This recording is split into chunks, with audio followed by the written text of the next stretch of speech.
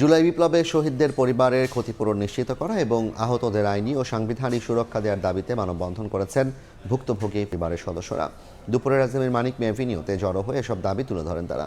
মানববন্ধনে আহতরা অভিযোগ করেন, জুলাই নিয়ে একটি গোষ্ঠী নানাভাবে ষড়যন্ত্রে লিপ্ত। তাদের অভিযোগ, অন্তর্বর্তী সরকারের মেয়াদে আহত ও নিহতদের বিষয়ে উদাসীনতা ছিল।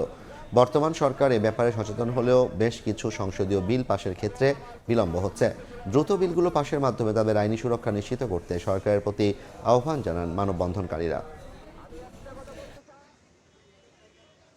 প্রত্যেকটি মেডিকেলে বৈষম্য করেছে এনসিবি নামক যে প্রতিনিধি রয়েছে, তারা আমাদের এই শহীদ এবং এই জুলাই যোদ্ধাদের সাথে প্রচুর পরিমাণ বৈষম্য করেছে। আমাদের জুলাই সনদকে সংবিধানে অন্তর্ভুক্ত করতে হবে, পূর্ণাঙ্গ বাস্তবায়ন করতে হবে। শহীদ পরিবারের যে সুরক্ষা আইন এবং যেই আপনার ইন্ডিমিনিটি, সেই দুইটাকে যেই সরকার সংসদে বিল পাশ করেছে, এই দুইটাকে সংবিধানে অন্তর্ভুক্ত করতে হবে।